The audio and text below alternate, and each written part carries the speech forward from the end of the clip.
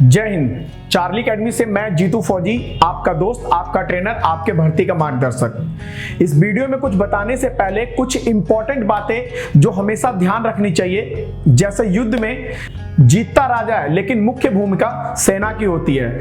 दुश्मनों का गला काटती तो तलवार है, लेकिन वार से बचाती ढाल है। और एग्जाम के अंदर सवालों का आंसर सोचने वाला दिमाग होता है, लेकिन दर्शाने वाला पेन होता है। अर्थात जब इंसान की ताकत, बुद्धि और उत्तम सुविधाएं सही रूप में मिलकर काम करती है, तो उस काम में इंसान की जीत पक्की हो जाती है।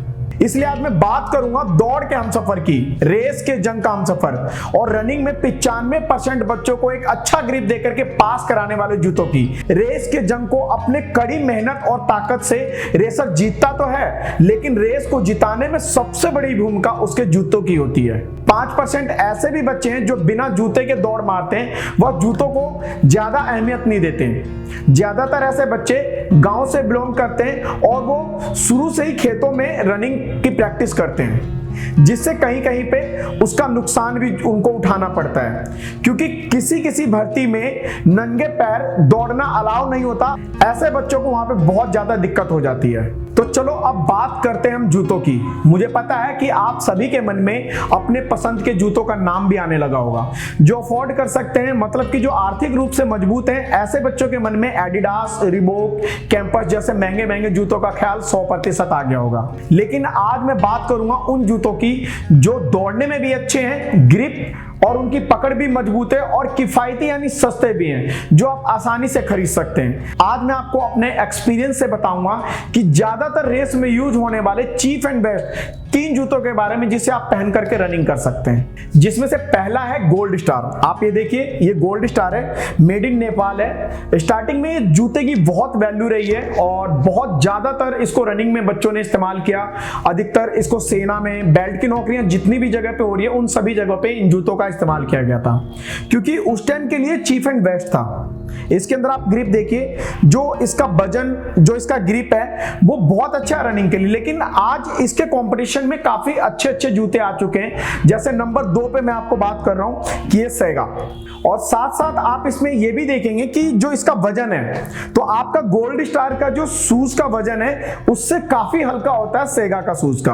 और आप देखेंगे जब कोई भी नेशनल या इंटरनेशनल जो रेसर होते हैं, वो जूतों का जो उनका स्पाइक होता है, स्पाइक का जो शेप होता है, तो आप साइगा में देखेंगे कि आपको साइगा का जो लुक है, पीछे से जो इसका एडी के पास जो ग्रिप बनता है, बिल्कुल स्पाइक की तरह होता है। तो मैं आपको ये भी बोल सकता हूं कि अगर मैं 33% या 30% मैं इससे सेटिस्फाई हूं, और अगर साइगा की बात करें तो मैं 90% रनिंग के लिए मैं इससे सेटिस्फाई हूं, और मैं इसके पक्ष में रहता हूं हमेशा। और तीसरे नंबर पे बात करते हैं हम लोग इसका क्लंजी का।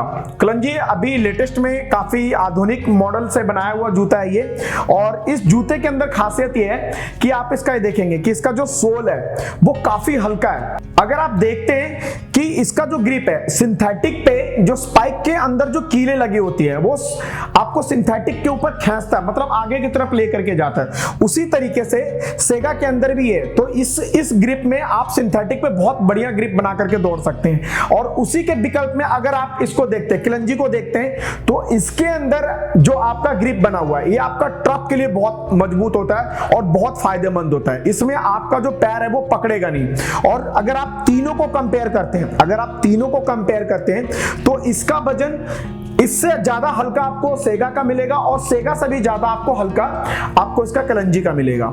मैं आपको यही बताऊंगा कि अगर जैसे इसका रेट भी देखा जाता है, तो ये 250 से स्टार्टिंग होता था इसका, और 300 साढ़े 300 में बहुत बढ़िया बढ़िया आपको गोल्ड स्टार का शूज मिल जाएगा।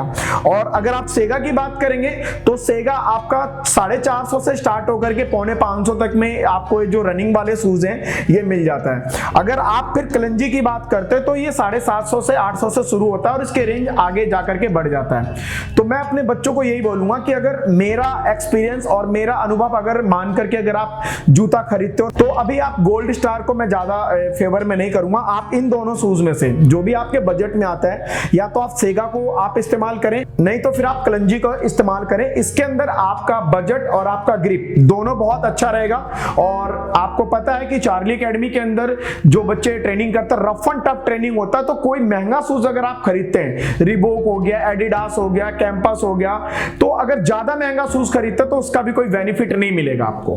तो अब मुझे पता है कि आप लोगों ने डिसाइड कर लिया होगा कि मुझे कौन से जूते पहन करके अब रनिंग करना है, लेकिन अब उससे भी ज्यादा इंपॉर्टेंट बात मैं आपको बता रहा हूं कि जूतों को पहनते समय किन किन चीजों का ध्यान रखना चाहिए और किन किन बारीकियों का ध्यान रख करके हम जूता पहन करके रनिंग करें, ताकि हमें दौड़ते समय किसी भी प्रकार से कोई भी दिक्कत परेशानी ना हो। नंबर 1, रनिंग वाला जूता पहनते समय ध्यान दें कि जूता आपके पैरों के बिल्कुल फिट साइज का हो, छोटा बड़ा ना हो। ज्यादा छोटा होगा तो आपका पंजा दबेगा, हमेशा दर्द रहेगा, और अगर बड़ा होता है तो जूता ढीला हो जाएगा, दौड़ते समय आपको फिसलन देगा, जिससे कि आपकी स्पीड कम हो जाएगी और आप रेस नहीं जीत पाओगे। नंबर 2, जूते का फीता, मतलब कि जो शूलेस होता है वो हमेशा टाइट बांधे, क्योंकि अधिकतर बच्चे क्या करते हैं कि अपनी सहूलियत के लिए कि पैर उनका ज्यादा दबे ना, और वो जूते का जो लेस होता है वो ढीला बांध लेते हैं। मैं आपको बता देता हूं कि सीन पेन और हमेशा रेस में हारने वाला जो बच्चा होता है उसका आप जूते को चेक करके देख लेना कि उसका जो शू लेस है वो ढीला बंधा होगा। तीसरे नंबर पे, शू लेस को बांध करके कुछ बच्चे क्या करते हैं, फुल टाइप का लटका लेते हैं साइडों में। अगर आप उसको फुल टाइप का लटकाएंगे तो वो लटका हुआ रहेगा, वो खुल भी सकता है, या अगर दूसरे पैरों के बीच में अगर वो लेस आ गया तो आप गिर भी सकते हो। नंबर 4, अगर सेम जूता घर और रनिंग दोनों के लिए इस्तेमाल करते हो तो घर पर शू लेस को ढीला कर लो, ताकि पैरों को थोड़ा आराम मिले, और जब आप रनिंग के लिए पहनो तो उसको आप टाइट कर लें।